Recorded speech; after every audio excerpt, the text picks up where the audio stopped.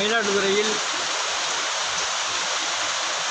அரை மணி நேரத்திற்கு மேலே அரை மணி நேரம் அதிகமாக கனமழை பெய்து கொண்டிருக்கிறது.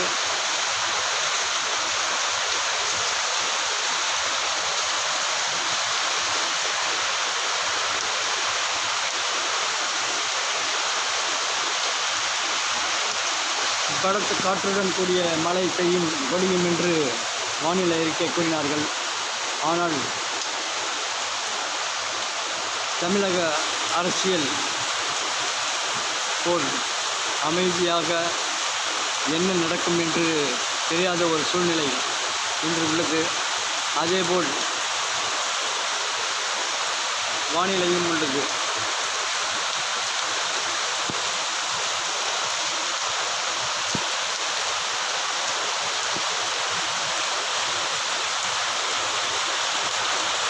தாவேகா கட்சிக்கு வாக்களித்த இளைஞர் ஒருவரும் தாவேகா கட்சி சின்னத்தை எப்பொழுதும் வைத்து விசிலடிக்கும் சிறுவன் ஒருவனும் இந்த மலையில் குதூகூலமாக ஆட்டம் போடுகிறார்கள். அது பக்கத்து வீட்டிலிருந்து பார்க்க முடிகிறது.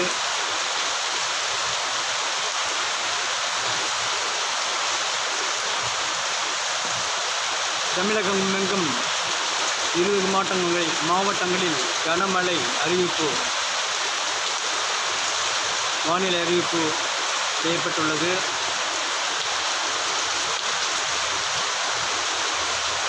தேர்தல் அறிவிப்பு மே 4ஆம் தேதி என்றால் 3ஆம் தேதி இரவே தமிழகம் எங்கும் 20 மாவட்டங்களில் கனமழை என்ற அறிவிப்பு தொடங்கியது.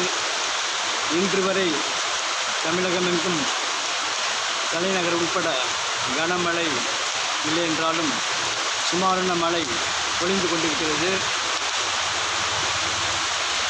வானிலை அறிவிப்பு கூறியது போல் 4ஆம் தேதியிலிருந்து வானம்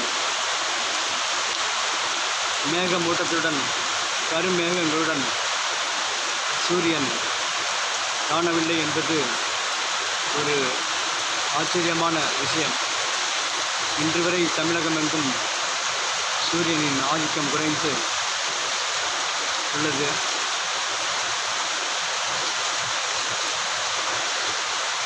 தமிழக அரசியலிலும் கொஞ்சம் குழப்பமான சூழ்நிலை உருவாகியுள்ளது.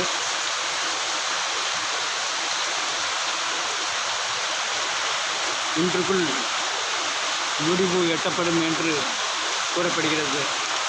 தாவேகா தலைவர் விஜய் இன்று முதல்வராக பதவியேற்பார் என்று